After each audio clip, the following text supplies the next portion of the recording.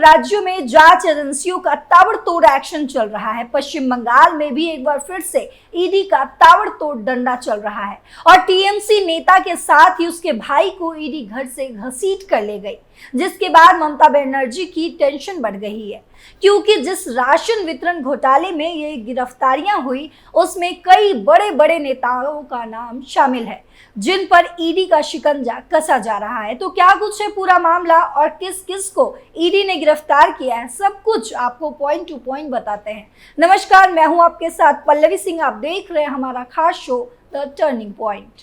पश्चिम बंगाल में ईडी का धावा, टीएमसी नेता को घसीट ले गई टीम। ममता बनर्जी को लगा जोरदार झटका, घर से टीएमसी नेता और भाई को घसीटा।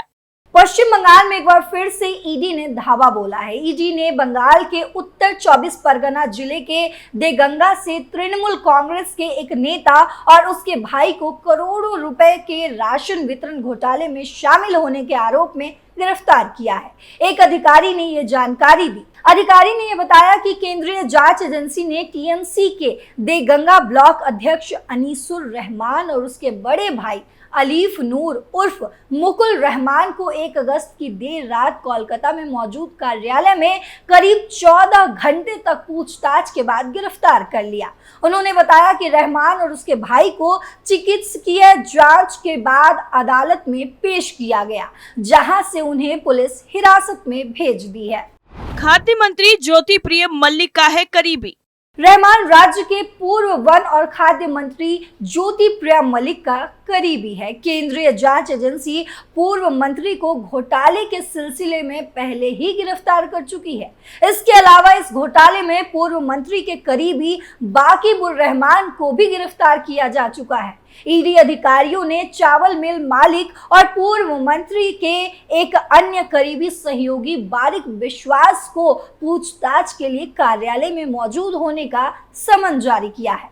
ईडी ने विश्वास के आवास और चावल मिल पर छापेमारी के दौरान 20 लाख रुपए से ज्यादा नकदी और संयुक्त अरब अमीरात में संपत्तियों में निवेश के संबंध में कुछ दस्तावेज भी जब्त किए हैं। आपको बता दें कि ज्योति प्रिय मल्लिक पश्चिम बंगाल के पूर्व शिक्षा मंत्री और टीएमसी विधायक पार्थ चटर्जी के बाद केंद्रीय एजेंसी की तरफ से गिरफ्तार किए जाने वाले दूसरे कैबिनेट सदस्य हैं। वैसे ज्योति प्रिय मल्लिक कुल मिलाकर चौथे टीएमसी जनप्रतिनिधि हैं, जिन्हें केंद्रीय एजेंसियों ने अब तक गिरफ्तार किया है। उनसे पहले पार्थ चटर्जी, माणिक भट्टाचार्य और जीवन कृष्ण साहा को गिरफ्तार किया जा चुका है।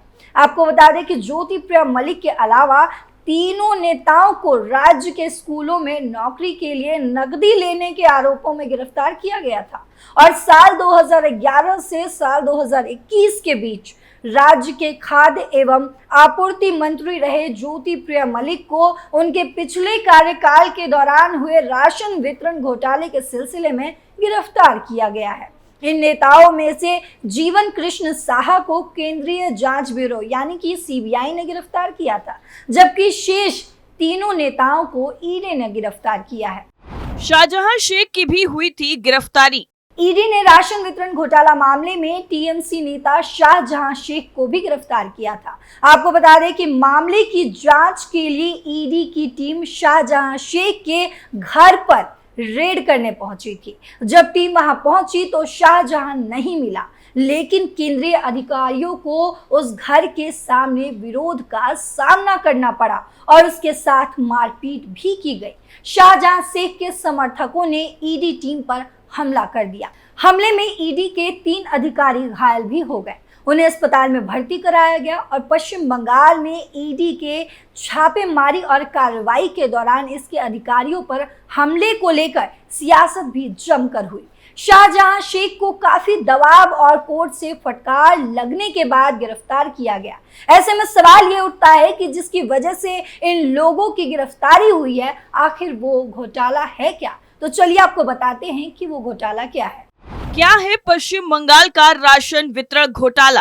दरअसल पश्चिम बंगाल में ये घोटाला राशन वितरण में सामने आया था, जांचकर्ताओं और बंगाल भाजपा नेताओं का दावा है कि ये घोटाला 1000 करोड़ से कम का नहीं है। इनका ये भी दावा है कि ये घोटाला पिछले 1 दशक से अधिक समय से चल रहा है और कोविड के सालों के दौरान इसमें तेजी भी आई है। दरअसल केंद्र सरकार की तरफ से सूचीबद्ध चावल मिलों और आटा मिलों को खरीदने गए गेहूं को पिसने के लिए भेजा जाता था और इसके बाद प्रधानमंत्री गरीब कल्याण अन्न योजना के तहत उचित मूल्य राशन की दुकानों से लाभार्थियों को बांटा जाता था। सरकारी वितरक मिल मालिकों से गेहूं उठाते हैं और उन्हें राशन की दुकानों में आपूर्ति करते हैं।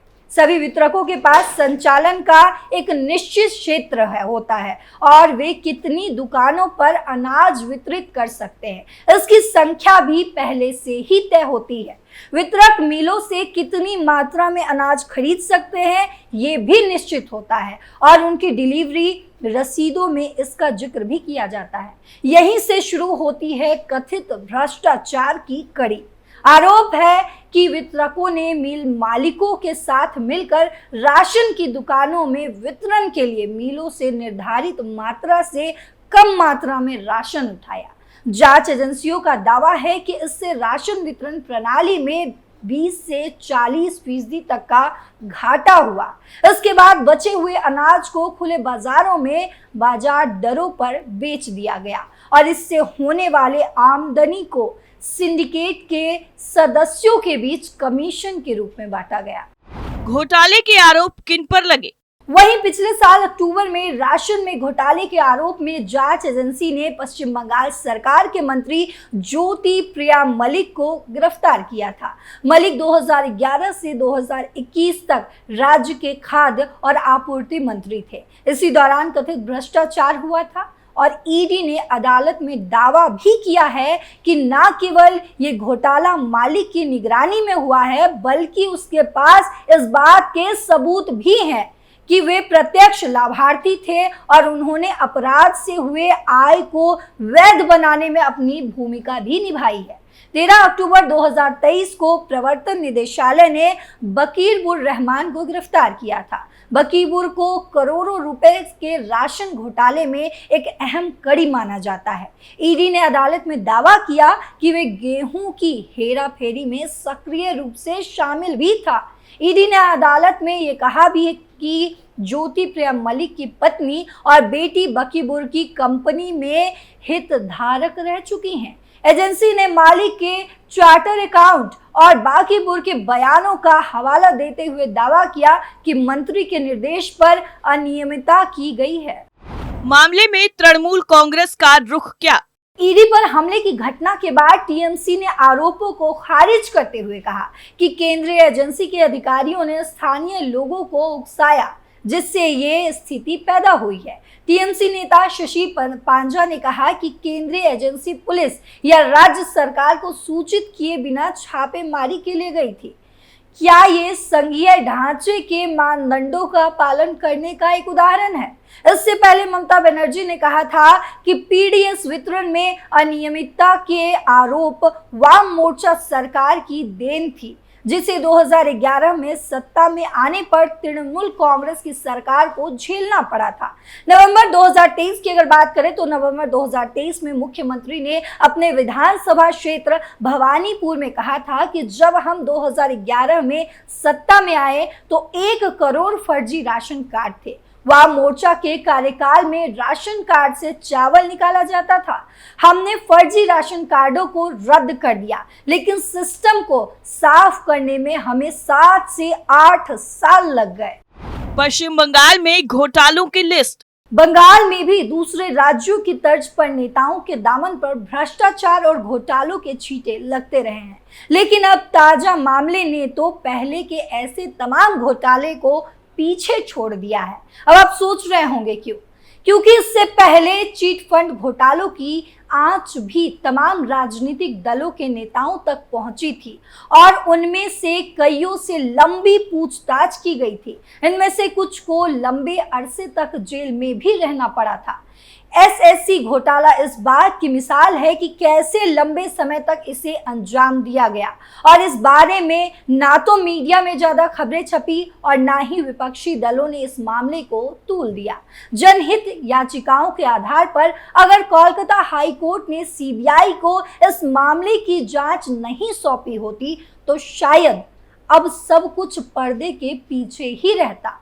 बंगाल के इतिहास में घोटाले तो पहले भी हुए हैं। करीब 10 साल पहले सामने आया चिटफंड घोटाला तो कई हजार करोड़ों का होने का अनुमान भी था। हालांकि किसी मामले में इतनी नकदी नहीं बरामद की गई थी जितनी अब तक की जा चुकी है।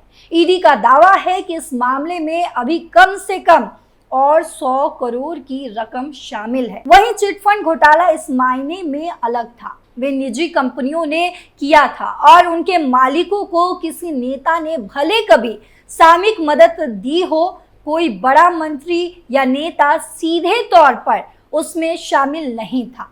शिक्षा विभाग में नियुक्ति में हुई धांधली में जब सीधे शिक्षा मंत्री ही शामिल हो तो इसकी गंभीरता का अनुमान लगाना मुश्किल नहीं है। दिलचस्प बात यह है कि साल 2018 में इस घोटाले की सुगबुगाहट शुरू हो गई थी। उसके बाद पूरी कहानी धीरे धीरे आगे बढ़ी, लेकिन अब राशन वितरण घोटाला मामले में आगे देखना होगा कि क्या कुछ एक्शन ईडी की तरफ से देखने को मिलेगा। टर्निंग पॉइंट में फिलहाल के लिए इतना ही। देश और दुनिया की तमाम खबरों के लिए देखते रहें कैपिटल टीवी। नमस्कार।